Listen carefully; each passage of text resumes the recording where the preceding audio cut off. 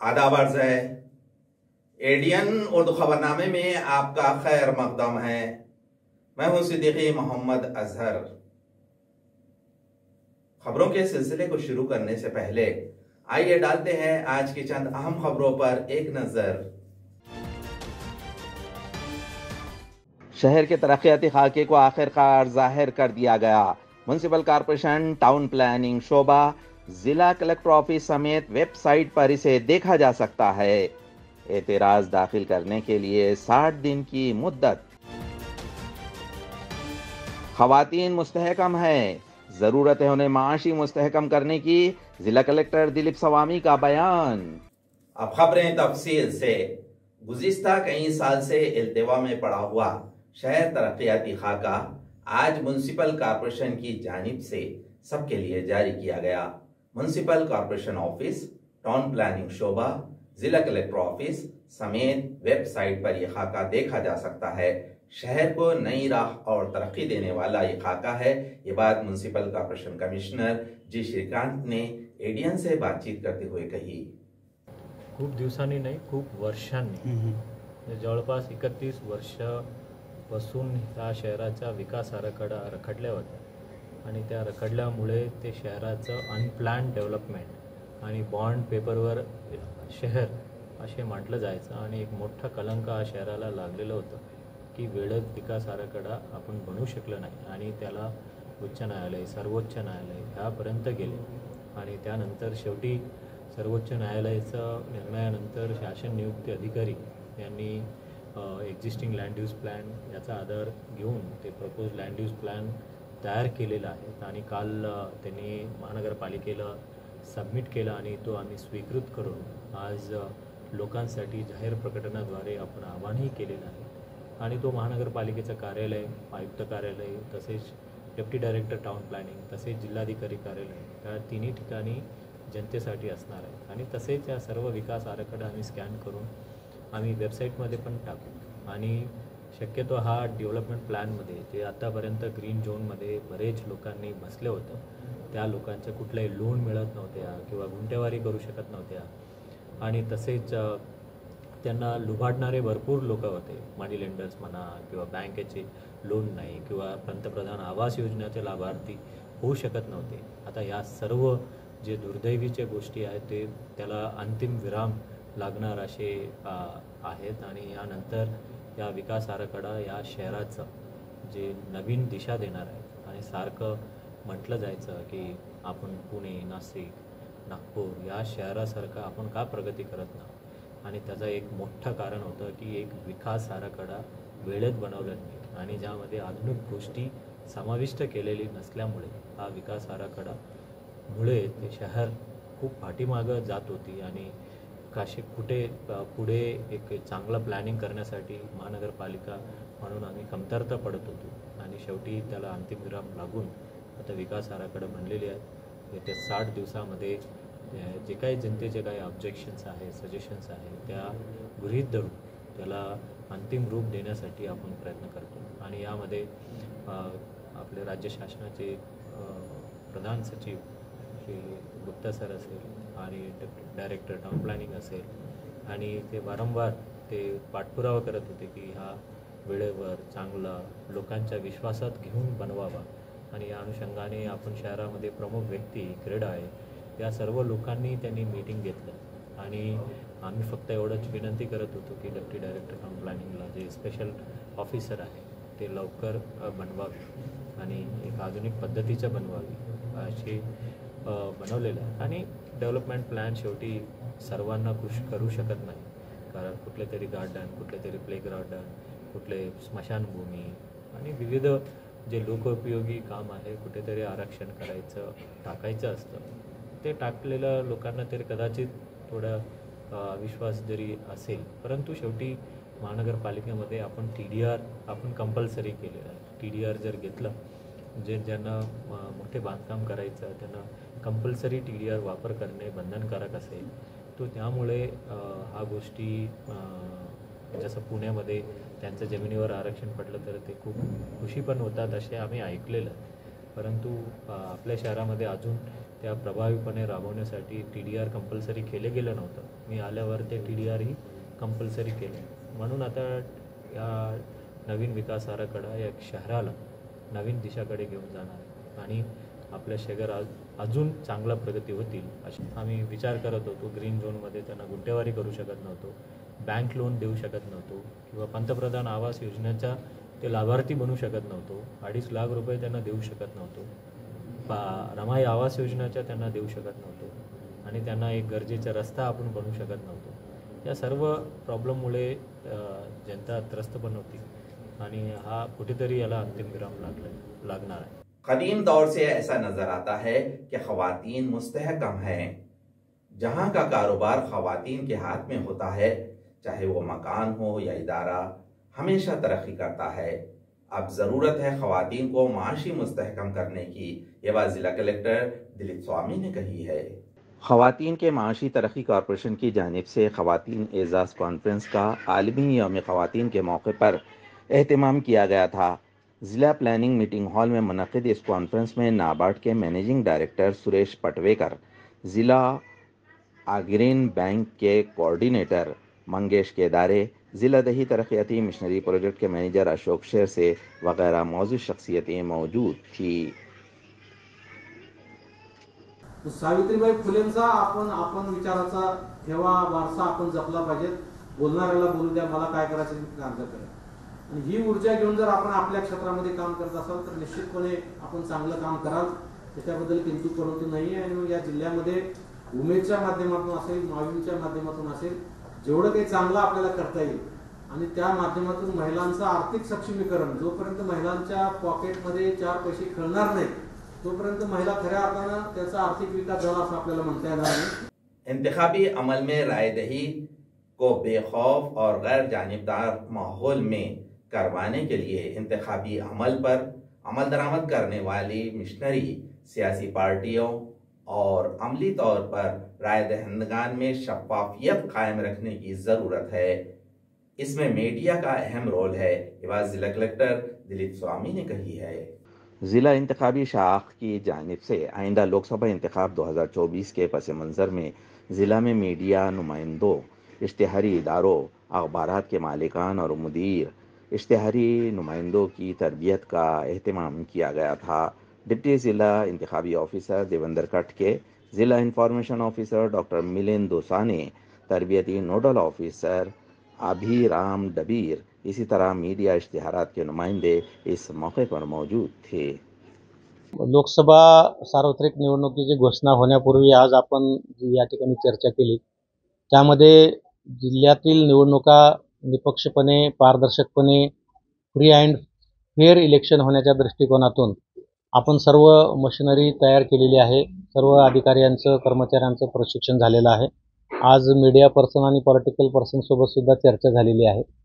MCMCच्या संदर्भामध्ये मीडिया सर्टिफिकेशनच्या अनुषंगानं आज चर्चा केल्यानंतर पूर्ण निवडणूक प्रक्रियेमध्ये औरंगाबाद लोकसभा मतदारसंघ आणि जालना लोकसभा मतदारसंघातील आमचे 3 असेंब्ली सेगमेंट या परिसरामध्ये मतदारांना मतदान केंद्रावर सर्व त्या सुविधा देण्यासंदर्भामध्ये मतदान टक्केवारीमध्ये भरघोस अशी वाढ होईल या दृष्टिकोनातून जास्तीत जास्त मतदारांनी या लोकशाहीच्या महोत्सवामध्ये सक्रिय सहभाग घ्यावा यासाठी आम्ही सर्वतोपरी प्रयत्न करणार आहोत. त्याचबरोबर जी काही निवडणूक प्रक्रिया आहे ती अतिशय पारदर्शकपणे ठेवण्याकरता आपल्या माध्यमातून पॉलिटिकल पार्टी असतील, मतदार असतील, सर्वसामान्य नागरिक असतील, सर्वांपर्यंत प्रत्येक प्रक्रियेची माहिती दिली जाणार आहे, जेणेकरून कुठल्याही मतदारांच्या किंवा कुठल्याही पॉलिटिकल पार्टीच्या मनामध्ये शंका निर्माण होणार नाही, किंतु परंतु येणार नाही. या दृष्टिकोनातून संपूर्ण माहिती दिली जाणार आहे. मीडिया पर्सन हे अतिशय महत्त्वाची व्यक्ती या प्रक्रियेमध्ये असणार आहे.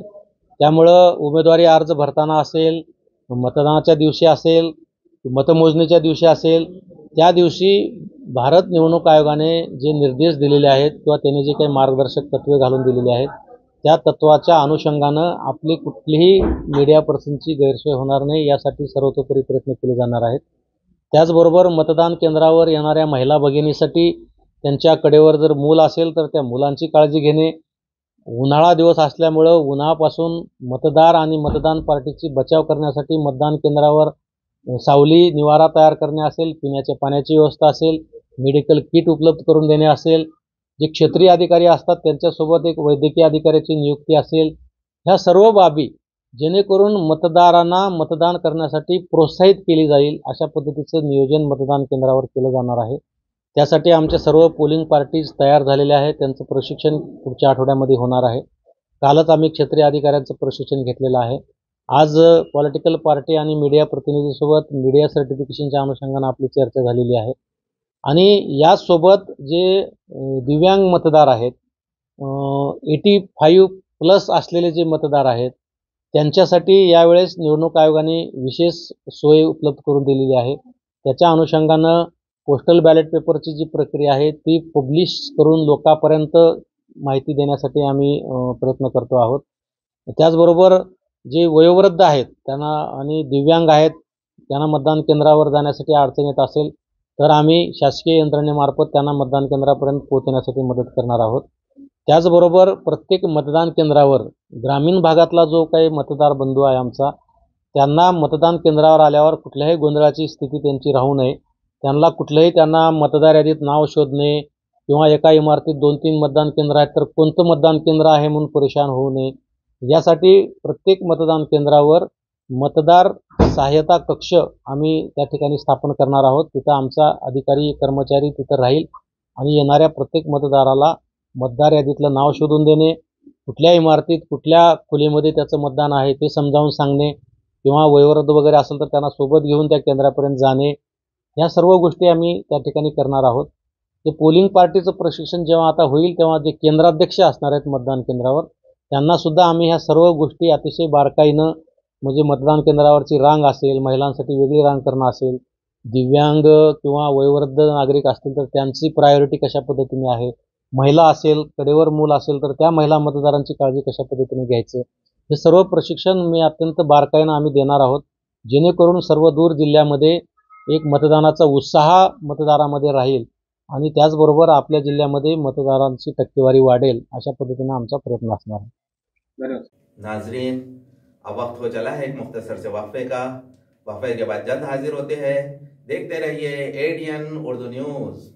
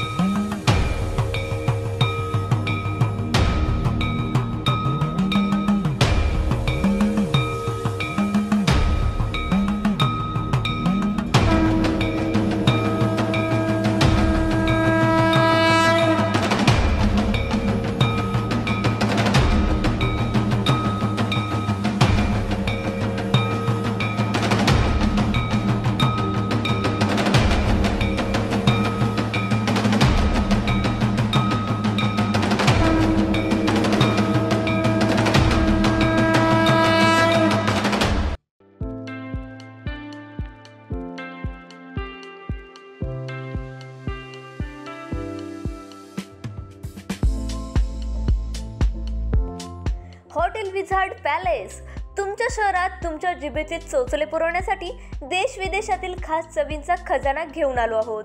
हॉटेल विझार्ड पॅलेस येथे स्वाद आपल्या पसंतीचा. आमच्या येथे महाराष्ट्रीयन, पंजाबी, राजस्थानी, गुजराती आणि साऊथ इंडियन डिशेससह जगभरातील 50 देशांमधील डिशेस सुद्धा मिळतील. व्हेज आणि नॉन व्हेज दोन्ही उपलब्ध. स्वादिष्ट मेजवानीचे एकमेव ठिकाण, family restaurant, AC non AC rooms, AC functional hall, प्रशस्त लिफ्ट, फ्री वायफाय आदी सुविधायुक्त.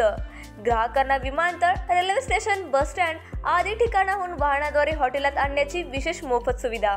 त्वरा करा आणि आजच भेट द्या. Hotel wizard palace, Khadkeshwar road, mill corner जवळ, औरंगाबाद, छत्रपती संभाजीनगर.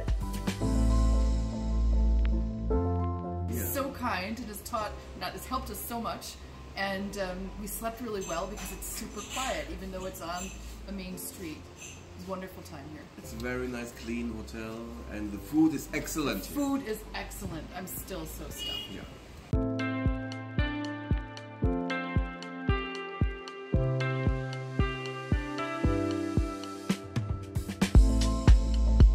तुम्हाला ही पाण्यामध्ये मनसोक्त बोटिंग करायची आहे, परंतु ही बोटिंग करण्यासाठी गोवा, देवगड सारख्या ठिकाणी तुम्हालाही जावं लागतंय. तर जरा थांबा. आपल्याच छत्रपती संभाजीनगर शहरात महानगरपालिका घेऊन आली आहे बच्चा कंपनीसाठी तसेच मोठ्यांसाठी नौका विहार. या नौका विहारामध्ये तुम्हाला विविध प्रकारच्या 6 बोटींमध्ये मनसोक्त नौका विहार करण्यास मिळेल. पेंडल बोट तसेच राफ्ट बोट यासारख्या विविध बोटींमध्ये मनसोक्त पाण्यामध्ये बोटिंग करण्याचा आनंद घ्या. तर त्वरा करा आणि आजच भेट द्या नेहरू उद्यान, N8, सिडको, छत्रपती संभाजीनगर.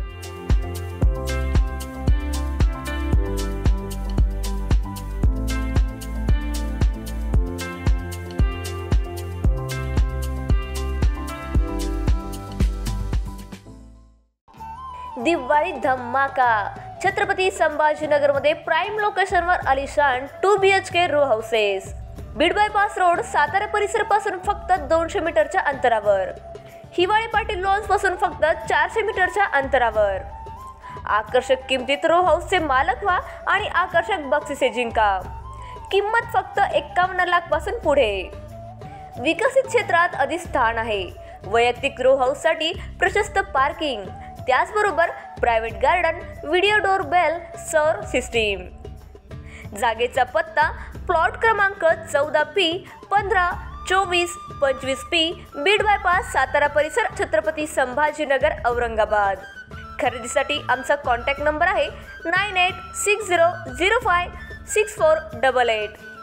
सर्व बँक कर्ज उपलब्ध आहेत. अटी आणि शर्ती लागू. मस्त मास्क पहना रे तूने. Thank you sir. वो जान बचाने के लिए पहनना पड़ता है ना सर. रेडीमेड है या टेलर मेड है? ऑनलाइन ऑर्डर किया है सर. एक और है ना सर. देना. बहुत मस्त लगे आपको. ये ना सर. सर ये ना भाई, जान बचाने के लिए बाइक चलाते वक्त सिर्फ खोपड़े पे मास्क पहनेगा तो खोपड़े को कौन बचाएगा?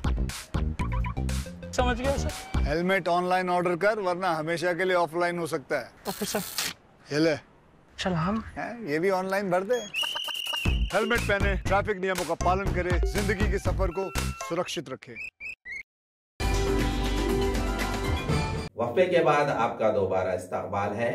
अम्बेडकरवादी समाज की जानिब से जिला कलेक्टर ऑफिस के रूबरू ढोल बजाओ एहतजाज किया गया. इस मौके पर इनके मुतालबात के जिम्न में श्रवण गायकवाड़ ने मीडिया से मुखातिबत में मजीद मालूमात दी. आज आंबेडकरवादी संघर्ष समितीच्या वतीने जिल्हाधिकारी कार्यालयावर ढोल बजाव आंदोलनचा कार्यक्रम आयोजित केलेला आहे. आंबेडकरी समाजाच्या जिव्हाळ्याच्या आणि महत्त्वाच्या प्रश्नासाठी आम्ही गेली 2 वर्षापासून सातत्याने धरणे, आंदोलनं, निदर्शने, एल्गार मार्च, क्रांती मार्च, भीमटोला आंदोलन अशा विविध प्रकारे या ठिकाणी समाजाचे जे काही जिव्हाळ्याचे प्रश्न आहे, गायरान जमिनीचा प्रश्न आहे, अॅट्रॉसिटी कायद्याची कडक अंमलबजावणी झाली पाहिजे, PR कार्ड झोपडपट्टीवासियांना मिळालं पाहिजे, रमाई आवास योजनेचा जो निधी आहे तो शहरी विभागासाठी 10 लाख आणि ग्रामीण विभागासाठी 5 लाख केला पाहिजे. मागासवर्गीय विद्यार्थ्याच्या शिष्यवृत्तीमध्ये वाढ करण्यात येऊन त्यांना दरमहा 5,000 रुपये शिष्यवृत्ती दिली पाहिजे. अॅट्रॉसिटी कायद्याची कडक अंमलबजावणी झाली पाहिजे. बँक, सुशिक्षित बेरोजगार आणि विविध मंडळामार्फत जे काही कर्ज देण्यात आलेले आहे मागासवर्गीयांना, ते 31 मार्च 2023 पर्यंतचे कर्ज माफ केले पाहिजे. आणि त्याचप्रमाणे सिबिलची अट रद्द करण्यात यावी. अशा विविध बेघरांना घरे देण्यात यावी. अशा विविध मागण्यासह आज आम्ही या ठिकाणी या शासनाला, प्रशासनाला लक्ष वेधण्यासाठी ढोल बजाव आंदोलनाचं या ठिकाणी आयोजन केलेलं आहे.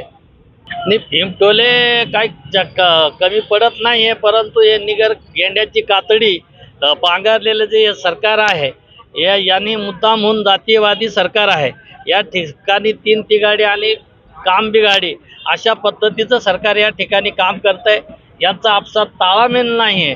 आम्ही शासनाला प्रशासनाला वेळोवेळी निवेदनं दिलेले आहे, मागण्या दिलेल्या आहे. आम्ही कमी वगैरे काही पडत नाही आहे. लोकशाहीमध्ये सनदशीर मार्गानेच आपल्याला आंदोलन करावं लागतं आणि आजचा हा शेवटचा या ढोल बजाव आंदोलनाच्या माध्यमातून आम्ही या ठिकाणी हा इशारा या शासनाला देतोय की आपण जर आमच्या ज्या मागण्या आहे त्या मागण्यावर 1 महिन्याच्या आत जर कारवाई केली नाही तरी आचारसंहिता जरी असली तरी यापुढे आम्ही तिरडी आंदोलन या शासनाचं निश्चितपणे काढण्याचा इशारा या निमित्ताने देतो. तुम्ही प्रशासनाला तर इशारा दिलाय, पण तब्बल 1.5 महिन्यानंतर लोकसभेच्या निवडणुका आहेत. त्याच्यानंतर तुम्ही काय स्टँड घेणार आहात? सत्ताधाऱ्यांना किंवा विरोधकांना मतदान करणार? आम्हाला आचारसंहितेचा आणि आमचा काही एक संबंध नाही आहे. आमची जी समिती आहे ती ही समिती तेच सांगतो, ही समिती जी आहे सामाजिक प्रश्नावर आणि जाती अत्याचारावर काम करते. हिचा कुठल्याही राजकीय पक्षाशी काही एक संबंध नाही आहे. कोणी कोणाला मतदान करावं हे आम्ही काही सांगू शकत नाही. त्याला आम्ही जे काही जातीयवादी असेल, मनुवादी विचारसरणीचे जे असतील त्याच्या विरोधात आंबेडकरवादी संघर्ष समिती निश्चितपणे मतदान करण्याचं आवाहन आंबेडकरी समाजाला करेल. जे काही बाबासाहेबांच्या विचारावर काम करणारे किंवा मानणारे जे काही पक्ष संघटना असतील त्या पक्ष संघटनेला आम्ही मतदान करण्याचं आवाहन, म्हणजे त्या पद्धतीनं आमचा राजकीय पक्षाशी काही एक संबंध नाही आहे. पण मनुवादी पक्षाच्या विरोधात, RSSच्या विरोधात, BJPच्या विरोधात आम्ही निश्चितपणे लोकांना मतदान करायचं आवाहन करतो. डॉक्टर बाबा साहेब अम्बेडकर मराठवाड़ा यूनिवर्सिटी के समाजी उमूर कॉलेज और समाजी उमूर के साबिक़ तलबा तंजीम की जानिब से 2 रोज़ा साबिक़ा तलबा की कॉन्फ्रेंस का एहतमाम किया गया है. इसकी इत्तला प्रेस कॉन्फ्रेंस में दी गई. समाजकार्य या शिक्षणाची सुरुवात मराठवाड्यात 1980 साली झाली. या गेल्या 44 वर्षाच्या कारकिर्दीत या महाविद्यालयातून अनेक विद्यार्थी वेगवेगळ्या क्षेत्रात स्थिरावले आपलं करिअर करत आहेत. काही प्रशासनात गेले, तिथं समाज कल्याण अधिकारी, महिला बाल कल्याण अधिकारी ते अगदी मुख्य कार्यकारी अधिकारी या पदापर्यंत पोहोचलेले आहेत. आदिवासी विभागात ही उच्च पदस्थ म्हणून या विभागाचे विद्यार्थी कार्यरत आहेत.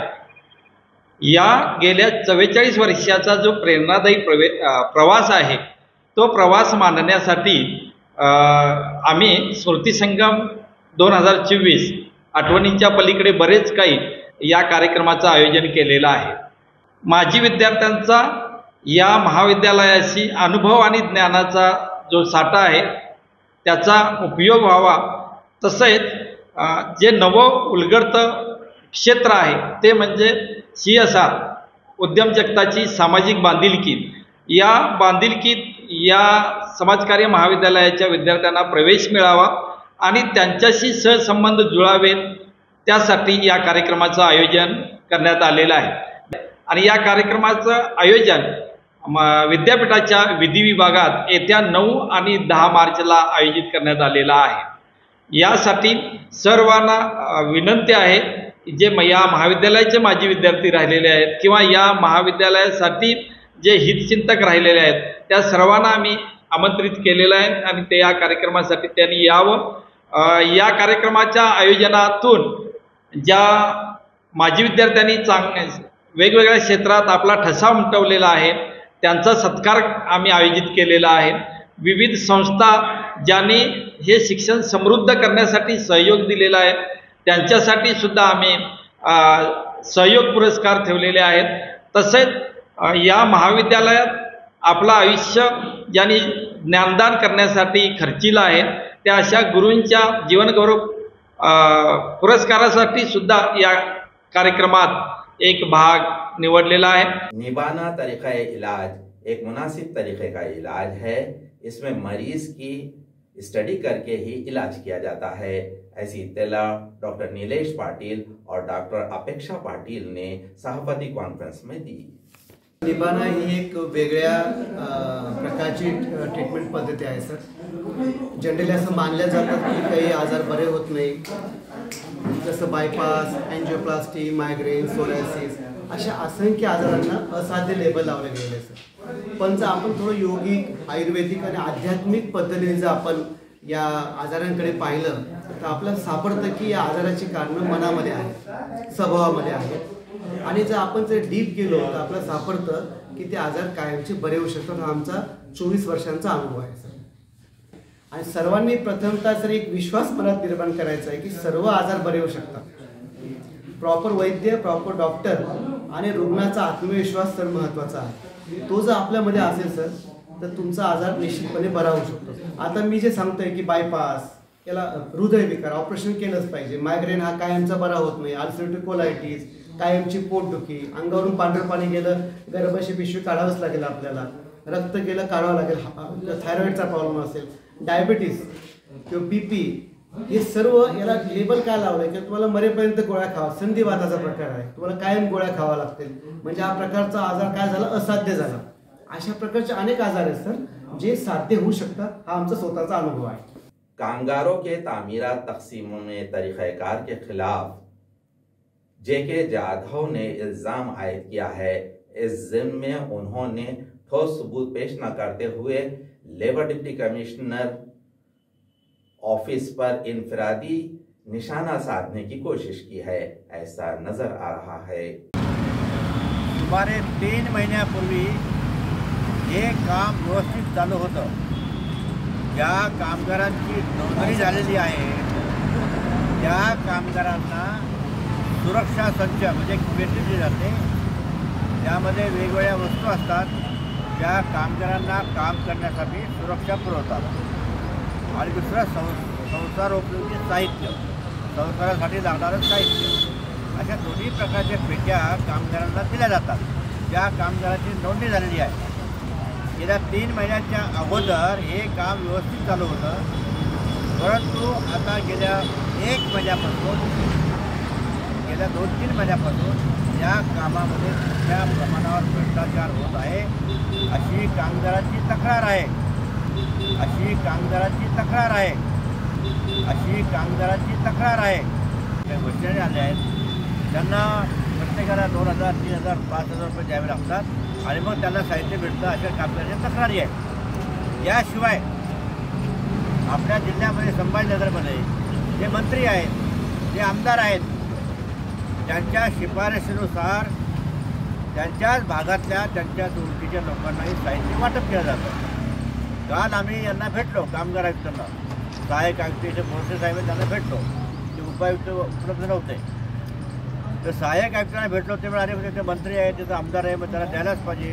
म्हटलं असं काही घटनेमध्ये लिहिलेलं आहे का की कामगारांना अगोदर द्यायला पाहिजे, म्हणजे नेते लोकांना अगोदर द्यायला पाहिजे, सर्व सामान्य जनतेला द्यायला नाही पाहिजे. तर असं हा मोठा अन्याय है. खबरों के सिलसिले को खत्म करने से पहले आइए डालते हैं आज की चंद अहम खबरों पर दोबारा नजर. शहर के तरक्याती खाके को आखिरकार जाहिर कर दिया गया. म्युनिसिपल कॉरपोरेशन, टाउन प्लानिंग शोबा, जिला कलेक्टर ऑफिस समेत वेबसाइट पर इसे देखा जा सकता है. एतराज दाखिल करने के लिए 60 दिन की मुद्दत. खवातीन मुस्तहकम है, जरूरत है उन्हें माशी मुस्तहकम करने की. जिला कलेक्टर दिलीप स्वामी का बयान. नाजरीन, ये थी आज की खबरें. कल दोबारा हाजिर होंगे चंद नई खबरों के साथ. देखते रहिए ADN उर्दू न्यूज, आवाज हर दिल की.